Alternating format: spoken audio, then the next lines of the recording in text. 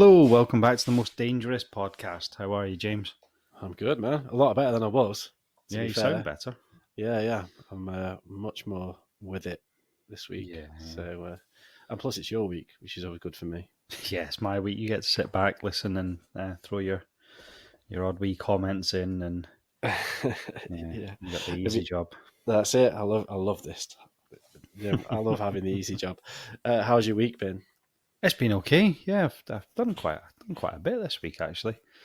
Been quite busy just with some work to do and stuff like that, and but yeah, it's been good. Yeah, I've How's got yours? a story. I've got a story actually. Go on. So do you know how I'm a hotshot lawyer Yeah, and how thought I you deal weren't with? going to admit that. Oh yeah, I wasn't. Oh well, it's out there now. So yeah, and I deal with all these hotshot clients. Yeah. Of course I do. So my the company I work for has a website, and on that website you can contact me and ask me for general legal advice. You know, you click a button, you see these websites. So I received a message today from somebody who clicked that button, and it was from. I'll read it to you. It was from Joe at you'reuseless.com. And then like one of the sections of the sort of form that comes through to me, Yeah. it says how can James help, and then in that it just says useless. So I'm not sure what's happened there.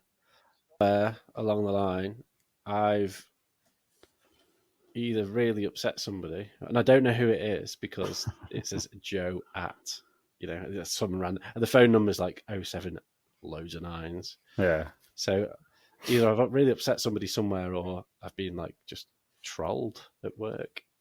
Yeah, just random, really, isn't it? Randomly trolled. So you know when you go into like restaurants and it's like, oh, sign into our internet and put your email address. I always just put like bum@jobby.com and stuff like that, and just random stuff, because as soon as you sign up for that, you just get bombarded with emails. Yeah, I know, but it's kind of a bit mad though, because I feel a bit.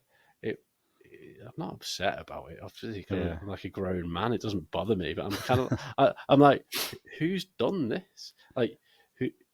I feel targeted. Someone's actually taking the time to Yeah. tell you that you're useless. I'm useless, apparently. It's not you're a knob or anything like that. It's useless. That hurts, I suppose, doesn't it? Yeah. Well, at first I thought it was like my partner, because I hadn't done the dishes or something. So she'd just go, "Oh, fucking hell, he's not done the dishes. I'll go on the company website and just send it. Like, you're useless." It genuinely wasn't me. I can promise you that. Somebody thinks I'm useless. Although, I'm camping in somebody's head somewhere, which kind of makes me a bit happy. But, some coward has kind of gone, just say it to me. Just give me a ring. Email me directly. Don't go on this. Anyway, Fraser. So that's my little rant. Bit annoyed. Yeah. But never mind. What are we talking about today? We're still in Australia, aren't we? Still in Australia, yeah. God, it seems to go on forever. This is episode 3.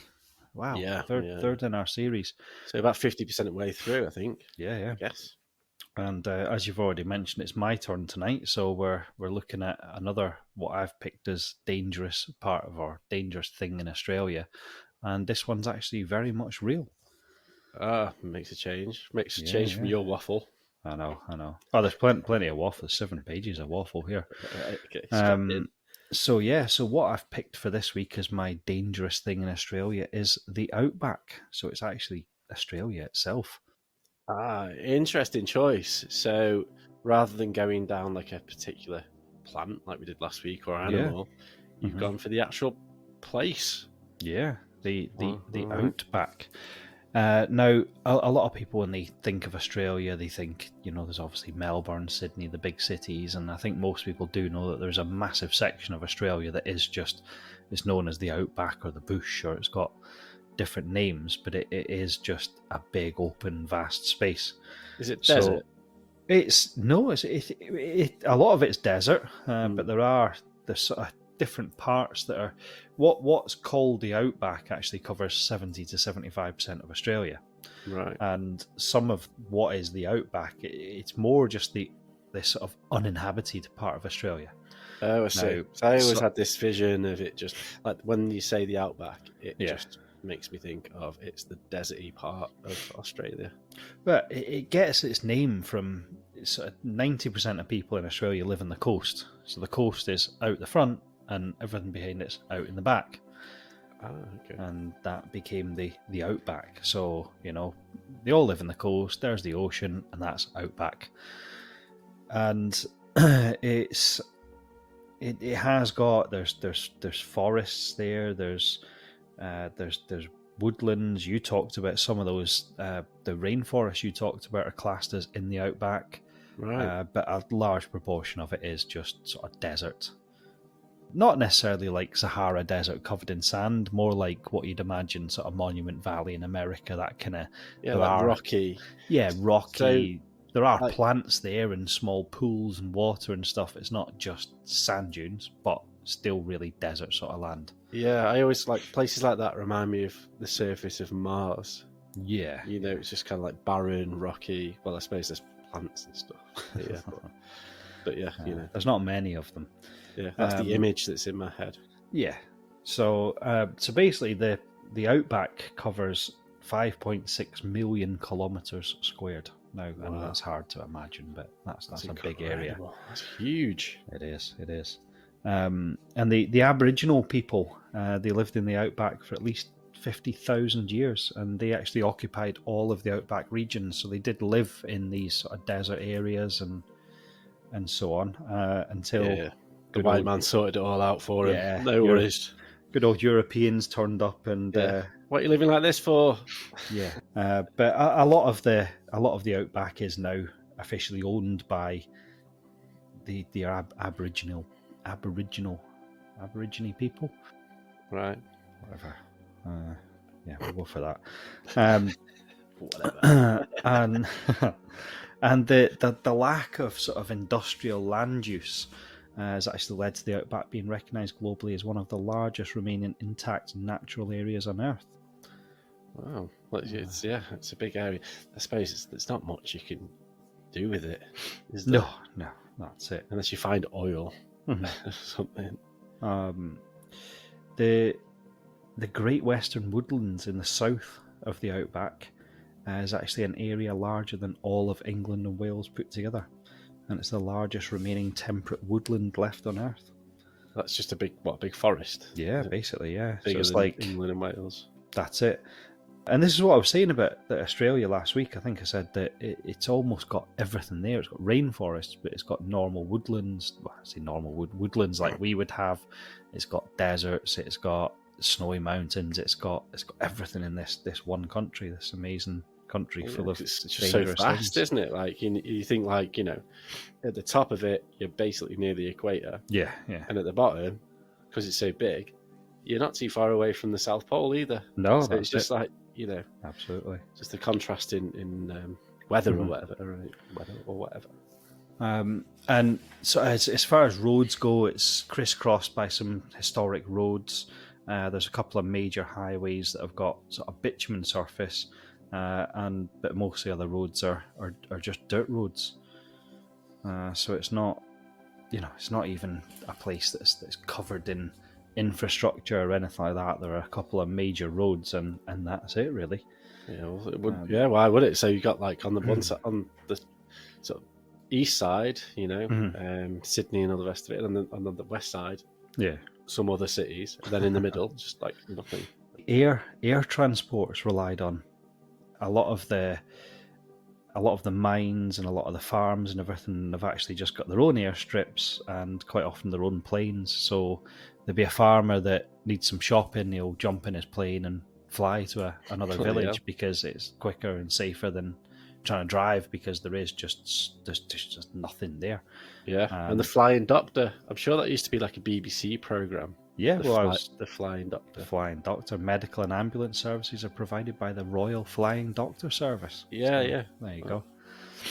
So if you phone in, you're in the middle of the outback, and there are little villages and towns there in the outback, They don't necessarily have. There's not enough children to warrant a school or anything like that, and they actually do. They fly about because it's just so vast. I wonder if you called an ambulance in the UK right now, Mm-hmm. and a flying doctor took off from Australia, which one would get here quicker? So yeah, all right, the Outback. I can imagine it is quite dangerous because if you're stuck there, you're pretty fucked, aren't you? So go on then. That's because there's nothing there. Now, some of the dangers, some of the first things that come up that are dangerous in the Outback are snakes and spiders, but I'm not going to talk about them because they could be a choice as a dangerous thing in Australia on their own. What I want to concentrate on is not the dangerous animals in the Outback, is the Outback itself. Another danger is crocodiles, and I laughed at that because I thought, imagine you're absolutely, dying of thirst in the roasting heat of the Outback, lost, you finally find water and it's full of crocodiles. Oh yeah. Be a bit gutted, wouldn't you? You'd probably risk it then, wouldn't you, if you're that desperate? That's it. But something that came up that interests me is a heading that, when you're looking at the dangerous things in an area, there's usually a couple of bullet points, and one of them was Mad Outback Killers. I thought, wow. That sounds interesting. It's a road to go down, I suppose. Yeah, and apparently, again, because it's so vast, like you tend to get in these sort of vast, uninhabited places, are a couple of nutcases just living out there on their own, doing their own thing. But if you imagine in the Outback, so you're backpacking in the Outback, and you meet a guy or a woman that is the only other person for 100 miles, and they decide to kill you, there's not a lot of chance of you getting help, and there's probably quite little chance that anyone will ever actually find your body. So there's been quite a lot of sort of cases of just murders in the Outback, and people go there and they find remains, but they never actually know what happened to them and stuff like that. So there are. I bet there's loads of weirdos around there, isn't there? Just kind of like, definitely, because you do hear it like on the news every now and then. Yeah. Like British backpacker went to Australia, was trekking around, disappeared, and it's usually some psycho weirdo who just who lives out there or just knows the area well, and just picked them up, drove out into the middle of nowhere, bonked them on the head, and then that's the end of that. But yeah, that's exactly that. That's the sort of stories that I had a look to see about some of these murders in the Outback were pretty much all the same sort of story that you've told. Yeah, so there's the Mad Outback Killers. Now I've got a couple of interesting points. Have you ever seen the film Wolf Creek? Oh, it sounds familiar. That I'm sure I have. I watch a lot of films. Basically, it's about serial killers in the Outback, right? And it was based on true events, and there were two sort of real life serial killers in Australia that the film was kind of loosely based on. One was a chap called Ivan Milat in the 1990s, and another chap called Bradley Murdoch in 2001. Both of which the director, or the writer McLean used as his inspiration for the screenplay. So there's actually been film made about how dangerous the Outback is with the murderers. Yeah, there is loads of them though, isn't there? Oh, there are, yeah. When you hit these news things do come up on the UK news in Australia, it's always some dude from the Outback, isn't it? Like, some psycho. Have you ever seen the film The Hills Have Eyes, about this like weird, like deformed family that murder I think people? you maybe watch it once. Yeah. I think, is that Wes Craven? Is it? Yeah. Like his first one was like The Last House on the Left. Yeah, I made you watch that as well. Yeah, you had a bit of a phase, didn't you? Wes Craven thing. I think I've seen The Hills Have Eyes. I'm sure they remade it as well. Quite recently. They did, and it's just about this proper, like, deformed, wonky family living in. Now it's based in America, but imagine the Outback's full of these kind of random. I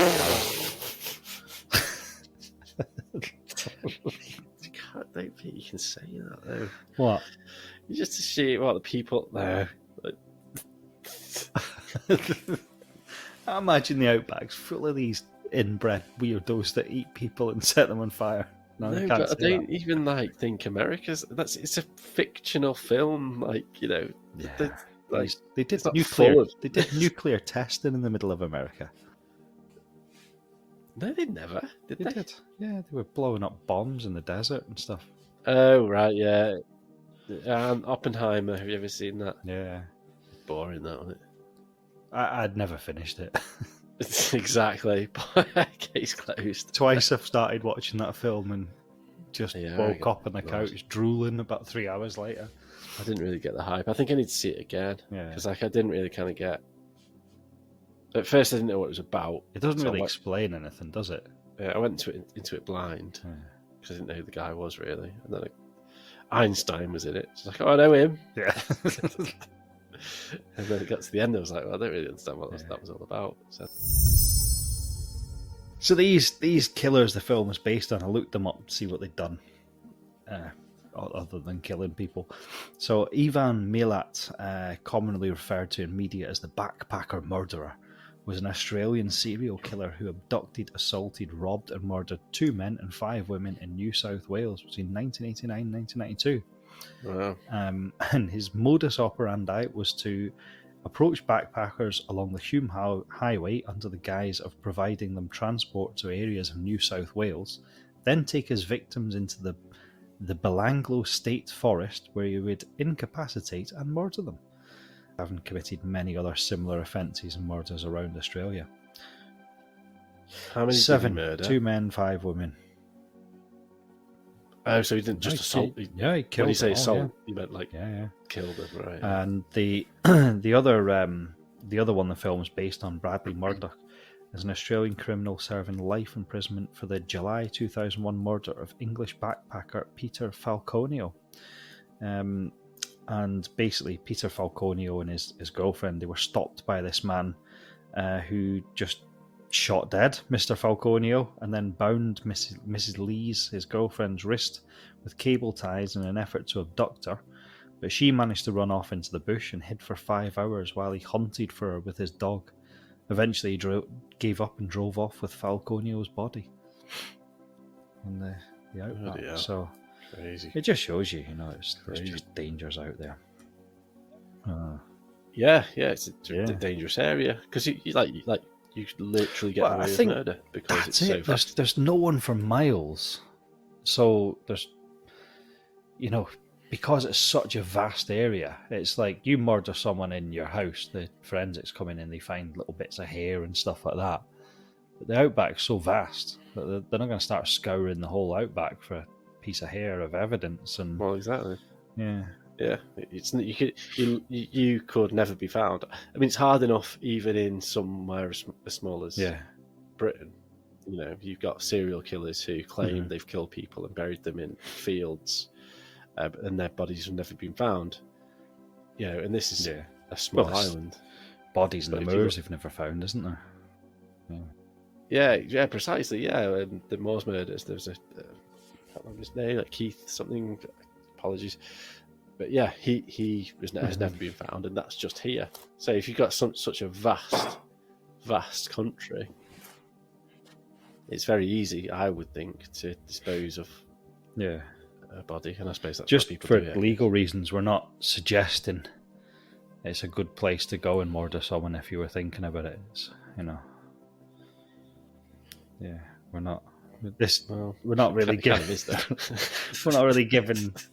It is a good place if that's your bag. That's where to go, isn't it? Really. No. But I'm just we're not giving tips, but it is a good place to go and murder someone. I suppose so. Yeah.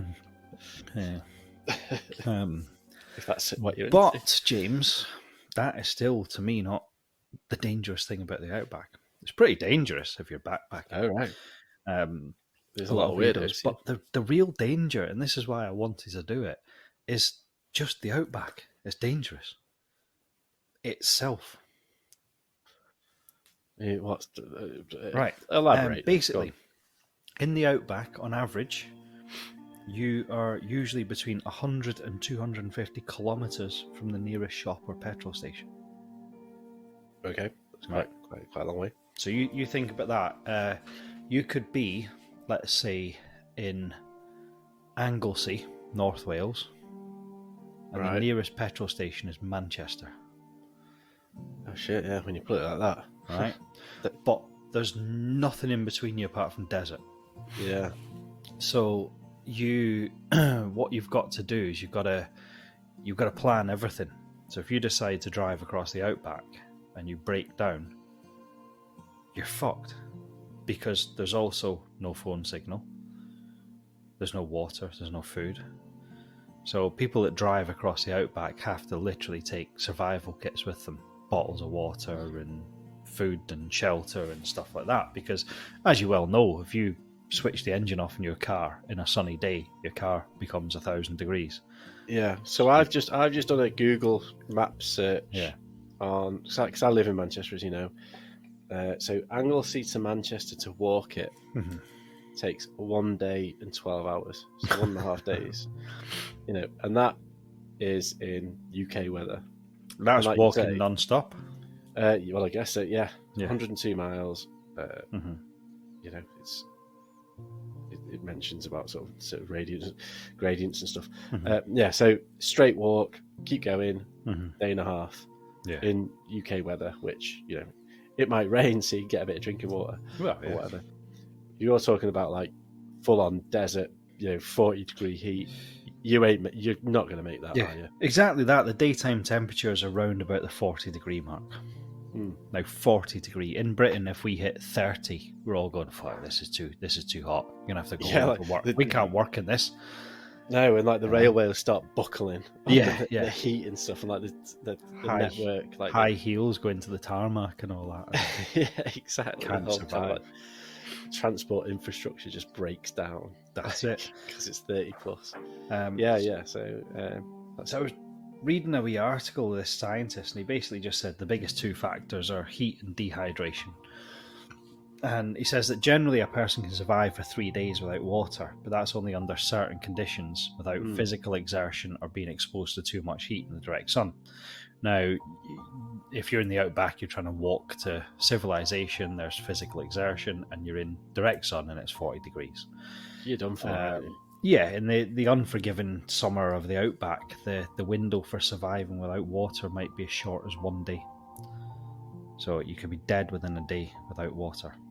God, wow. And it says only with shade and minimal physical activity would a 3-day survival in the Outback be possible. So that leaves you in the situation that to get minimal activity and shade, you've got to stay in one place. But within 3 days, you're dead. So you've got to try and walk. And if you walk, you might only survive a day. But you could be 200 kilometres away from anything. What are the nighttime temperatures? Well, the nighttime temperatures, because of the desert, particularly in the Australian winters, can drop way below freezing. Oh, right. So it's like one extreme to the other, yeah. That's it. So you've got to be have shelter and warmth at night. You've got to be shelter and try and stay cool during the day. It's bloody dangerous. Yeah. I did hear, it's quite weird that you're doing this topic at the moment, because I'm a bit of a freak and I watch weird things on YouTube. And the top 5 weirdest things that have ever happened, and like weird kind of like stuff like that. Not the top 10 letters of the alphabet. That's yours, isn't it? Yeah, posted that a couple of nights ago. That's your TikTok channel. 12,000 views that got. 187 comments. No, I like stuff like the top wildest things. And stuff. Decent stuff. Just stuff it just piques my interest a little bit. And there was one that I was watching. I can't remember what channel it was even, but it was about Australia, and it was about this girl who was backpacking, and she'd met. She'd gone on the trail. She was on her own. She was in a camper van. Yeah. And she'd gone around and met people. She got to a certain point, stopped off one place, and she had a bit of a party with other campers who were there. And she met two fellas. And they had like a few drinks together and nice to meet you. Yeah. End of the night, take it easy. And she went to bed in the back of a camper van. And she woke up like in the back. But the camper van was moving. Right. And she was like, what's going on? So she kind of like sort of put her head through the sort of glass bit. Like, Yeah. what? And it was one of the guys had stolen the camper van while she was in the back. They started driving. No, it's not funny, this one, honestly. It's dead weird. I don't even know. It might not even be true, but apparently it is. It's like a Reddit story or something. And this guy was just like driving, and like his mate was driving in the car behind her. Right. And she was like, "Stop, get out! I want to get out." And they were like, "Well," and she couldn't because there was no way of getting to the front from the back. And they drove her all the way to the Outback until there was no petrol left. Right. The guy got out the van, got in his mate's car. They drove off and just left her there. Just left her. Yeah. And it was only by chance. So she thought, I can either stay and hope someone finds me, or I'd just take a chance and just hit the dirt road that they've been on.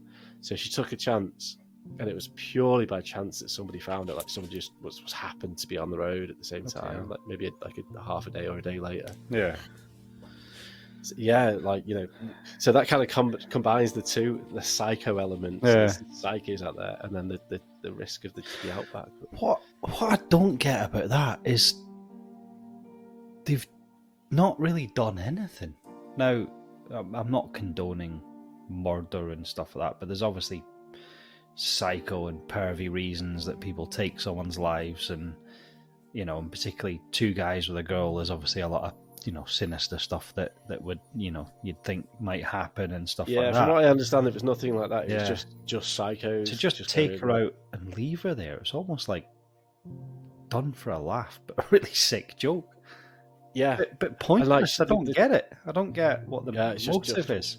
Just weirdos. Yeah. And like at the end of the story, she was kind of like, "Well, I was lucky, and someone found me, you know, and I managed to get out." I think she was kind of like really like she found it. It was like she was in a coma, and like you had to put her into a coma and get like nutrients into her and stuff. Yeah. And like at the end of the story, she was like kind of. They must have done it to other people. It's not like they've just done it. Yeah, like to me. There's been other instances where that's happened. So yeah, it's scary. It just seems mad. Yeah, but it's like if I took you and dropped you on the Brecon Beacons, you'd just walk to the nearest village. It would take you a few hours or something like that. But like this is like you said, it's days. Yeah, like you've got, and like you don't even know which way is the best way. You don't even know which way is north. Like, you know, so that's it. A petrol station could be 50 kilometers that way, and you decide to walk that way, and it's 200. Yeah, you're fucked. So you just have no idea. So it's just so vast. Yeah, it's incredible. Basically, the main advice is if you know, if a couple of fellas drop you off in the Outback in your camper van, you've got no fuel. The key advice and the only real survival tip is to actually look for a fence. Right. That's because good idea, what they say is there's massive sections of the Outbacks that are owned by farmers that are still hundreds of square kilometres. Hundreds of square kilometres. But the farmers do regular checks on their fences.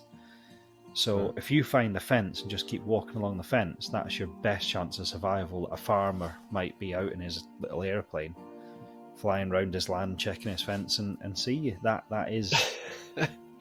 It's funny because, like, in my mind, when you were like saying, "Oh, a farmer goes out and checks his fence," I was like, "Oh, it's just doing the patrols, walking about." Yeah. Then you said, "Oh, he's playing." I was like, "Fucking hell, yeah, of course," because it's so massive. Like, yeah. Well, I mean, the biggest fence in the world is in Australia. It goes all the way from the top of Australia right down to the bottom. It's the dingo fence. Have you spoke about this before, or is it something we discussed in private? I don't know if we discussed it in private, but I can't we talk about it in private. Yeah. You heard about this fence? But I'll be honest, I haven't got any information on it in front of me. I did, I think, when we talked about it, but yeah. So there's these massive. They're not like fields; it's just massive areas of land that the farmers will have thousands of animals. But they patrol the fences, but it'll be a case of literally, you know, out in a plane or something. Yeah, like wow. Yeah, and then they'll say, "There's a woman down there trying to cut a hole in my fence," and then they'll shoot her. Get off my land. Yeah, yeah. So yes, it's a dangerous place. I looked up a story to see. There was, like you said, there's hundreds of stories of people that have been killed and gone out into the outback and disappeared. There was one that I thought was interesting. His reason on how he got out there made me laugh, because apparently every time he's told the story, the reason he's been stuck in the outback's changed. So I don't know. I'd love to know the real reason he was there. But there was a chap called Ricky McGee, and he Sounds like a pop star. Ricky McGee, yeah, Or a wizard, not a wizard, magician. magician, yeah, Ricky McGee. Wasn't it Debbie McGee? Debbie McGee, that's Paul what I was Daniels, thinking of that. Yeah. his wee woman. She was his wife, wasn't she? Yeah. So yeah, Ricky McGee.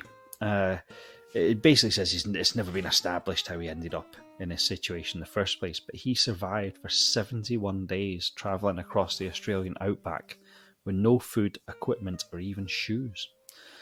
But like I said, why didn't they have his shoes? I don't know. I get like the equipment, food, but like I don't know. Maybe after like the first couple of days, he wore them out or something. And he's got shit shoes. Then that's poor life choices, isn't it? Like you go to the outback and you've got like crap shoes that they fall apart after 3 days. I know.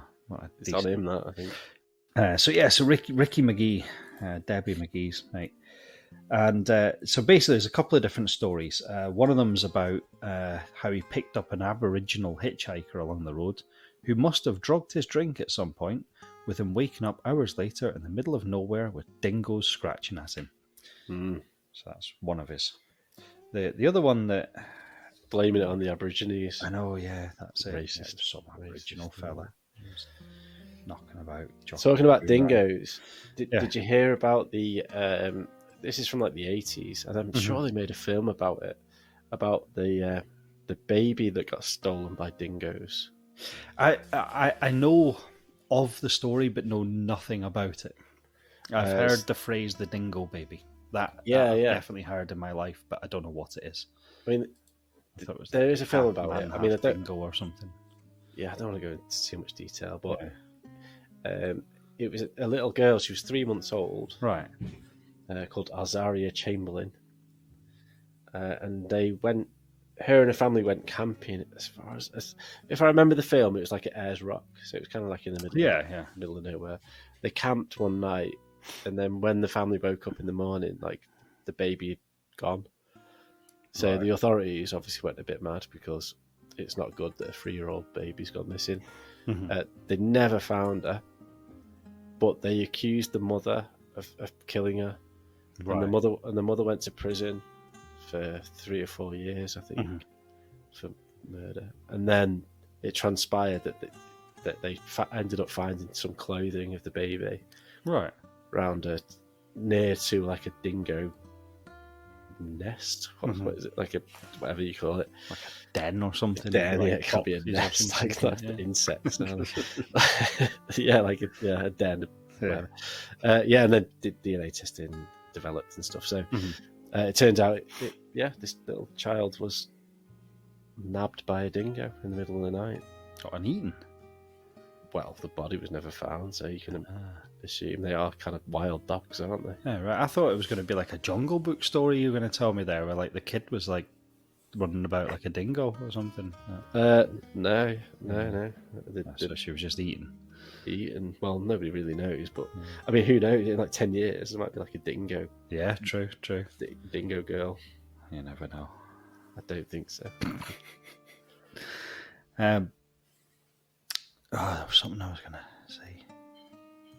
Oh, yeah, you mentioned Ayers Rock there. That actually did come up as a place where quite a lot of people die.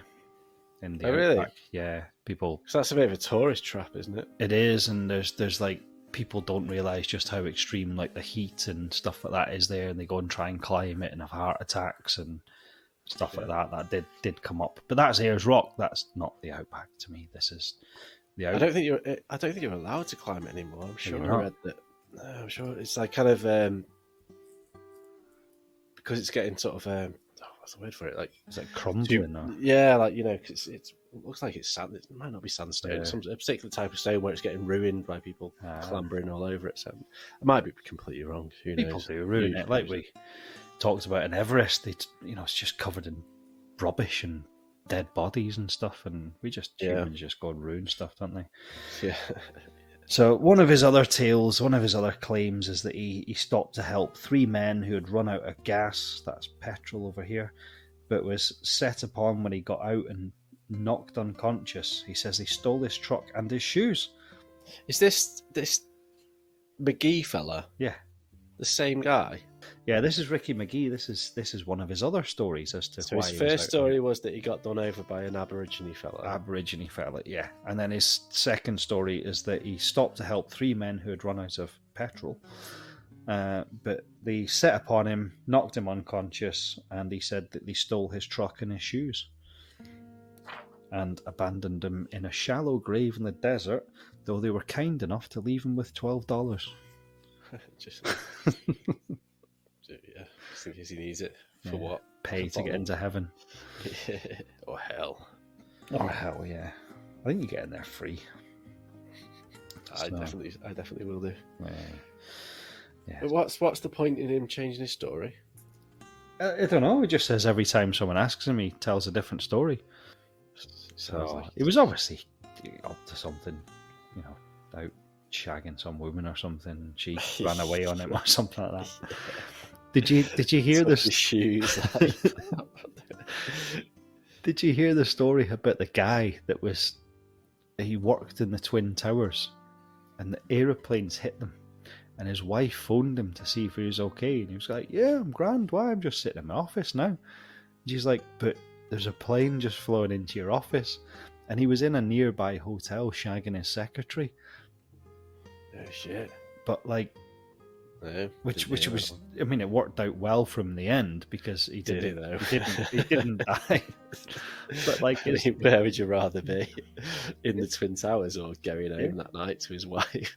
Ricky McGee. So whatever reason, basically, he got in the desert in the outback. He was there, and basically had nothing of any use. So he just had to start walking. And over 70 days, he travelled across the hot Australian outback, not knowing whether he'd reach safety, if he ever would. But luckily for him, it was the middle of the wet season, so it was probably the best time of the year to be doing this sort of thing. He claims to have come across numerous puddles and watering holes, and at one point he found a large dam where he stayed for a day to fully rehydrate, because, like we said before, during the day it can get as hot as 40 degrees. Yeah.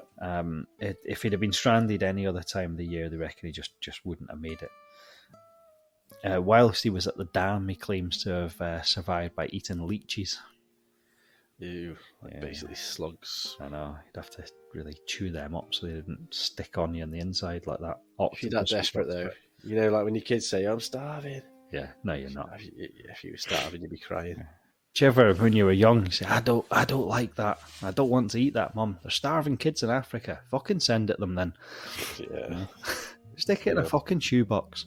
Yeah, apparently he claims to have come across the occasional edible plant, but for the most part his food source consisted of ants and insects and sometimes small reptiles. So there's one point in Ricky's journey where he talks about how he developed an abscess under one of his teeth. And basically, who's this guy? Who is this guy? Right? Like, I don't. Can I just get a bit more context? Yeah. Ricky McGee, a guy who got lost in the outback. Yeah. For 70 odd days. Mm-hmm. And when people ask him what happened, he just completely changes his story each time he's asked. Why? I don't know. I think he wasn't lost in the outback at all. I think he's seen Castaway, right, and just basically told a similar story. I just don't get it. Go on then. Tell me about his version of events when he got an abscess in his teeth. So he developed an abscess under one of his teeth, and fearing that it could get infected and possibly become fatal, he prized it out his mouth using his car keys. Now, the first thing I thought was, why has he still got his fucking car keys? Why I hate having my car keys in my pocket. That's the first thing I take out of my pocket as soon as I can. It's a good job he did, though, to get his tooth out. Sounds like a bit. Believe that. I don't believe anything he says. I don't believe. I've had teeth pulled out, right? And the dentist was like kneeling on my chest with pliers in my mouth and stuff like that. And he knocked his tooth out with a car key. The reason I mentioned Castaway is that he gets an abscess in his tooth, doesn't he? And he has to knock it out with an ice skate and a big rock. That's horrendous. Good film, though. Good film, yeah. But that's just a movie. Can you imagine prizing a tooth out with a car key? If you're that desperate, I suppose you would. Like, if it's that painful. Yeah. I guess you would, but I mean, it just all seems a bit weird, because did he get a film deal out of it? He's written a book. I saw his book on Amazon. Okay, so is it like published and stuff, or is it one of those ones that's self-published? I think it's published. It looked pretty serious, yeah. Yeah. It sounds a bit weird. I know. So after 71 days of eating bugs and drinking puddles, he ran into some animal herders, maybe he followed a fence, and they arranged for him to be flown to a nearby hospital. Now, again, some of these things don't add up. It basically says that before the incident, his weight was 230 pounds, and when he arrived at the hospital, his weight was 105 pounds. He'd lost more than half of his body weight. But it says apart from being seriously malnourished and sunburned, he was able to remain well hydrated throughout his ordeal and didn't require any serious medical attention. So, I mean, he's done well, but, when you read the other sort of professors' reports and stuff, it's like, yeah, you won't survive 24 hours in the outback without water and stuff like that. Maybe he'd drink his own piss like Bear Grylls. Yeah. I did read a story about a boy that survived on his contact lens solution in the outback, and basically had a load of disposable contact lenses, so he just opened the little packets and sucked the little solution out, which I think is just like saline water or something.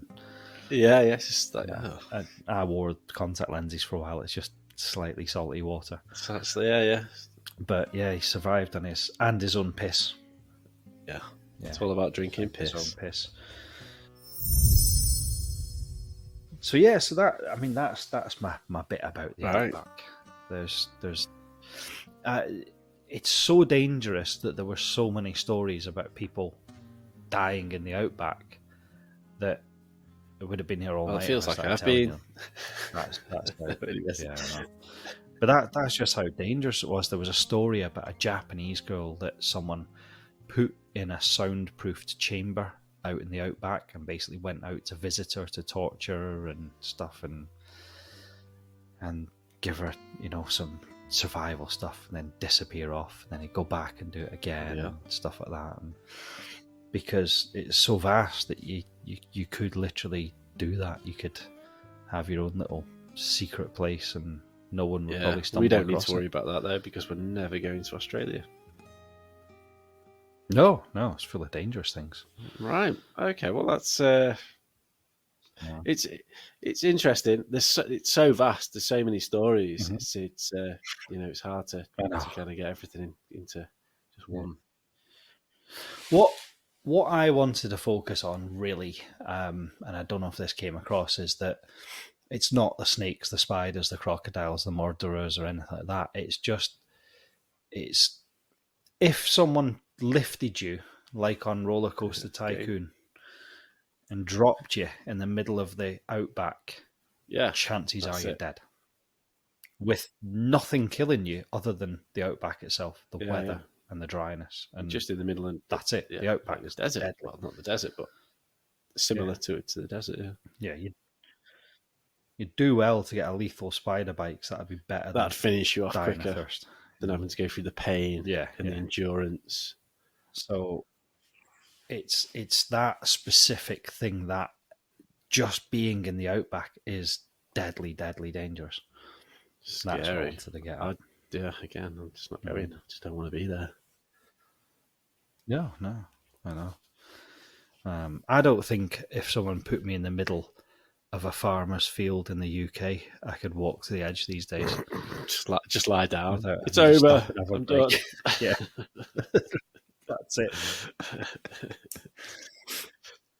Did I ever tell you the time about my dad when he was driving to a customer's house, big posh customer, and he needed to go to the toilet, needed to have a poo, and this was like a billionaire's house out in Knutsford, and he thought, I can't go there, so he pulled over. Do you know where like Manly Mere is? Not really, but carry on. It's round Tatton Park and all that. He pulled over. It's all farmers' fields and stuff. Pulled over a little lay-by, climbed over a hedge into this field and took some pledge wipes that he had in the car for like doing the dashboard. So he's like squatting, having a shit in this field, and he starts hearing this, and over the hill from the field, this tractor comes with a farmer in it, and he's there squatting, having a shite. And the farmer stopped the tractor and jumped out. Goes, hey, you can't have a shit in my field. Started chasing him. He had to like run and like vault the hedge whilst wiping his arse. Going off last week's episode, pledge wipes probably didn't do his arse any favours either. Yeah, better than bleach. But yeah, 5 minutes later, he's in this like billionaire's house. Oh yes, I'm left and living floors and buildings. So how are you doing? Yeah. So on that bombshell. So yeah, that was fantastic. Yeah, well, of course, it's dangerous. We all knew it was dangerous, but it's nice to kind of give it some context and explore the different stories that, you know, legendary stories that make it dangerous. You know, it's interesting, man. Thank you very much. Aye. So the best bit about this now is it's your turn next week. You don't get it, do. Yeah, I've done my bit. So what is this? This is the third episode of this, is it? Yeah. So are we going to do one more and then it's not getting away that easy. Or... So, no. I'll do mine and then you do yours, and then we'll conclude. I'll have done it's your podcast, though, isn't it? Yeah. No, it's not my podcast. The only, I suppose, the first one was. Yeah, there we go. We'll have a chat about it. But anyway, yeah, I'll see if I can come up with something else. Try and start researching it a week before, not an hour before. That always helps, doesn't it? When you've got a good idea and you kind of yeah. So anyway, right. So that's been a pleasure. Yeah, no, fantastic. Thanks for the effort. Really enjoyed it. It was interesting. Yeah, very good. So that's been the Most Dangerous Podcast Australia Part 3, the Outback. Night. Bye bye.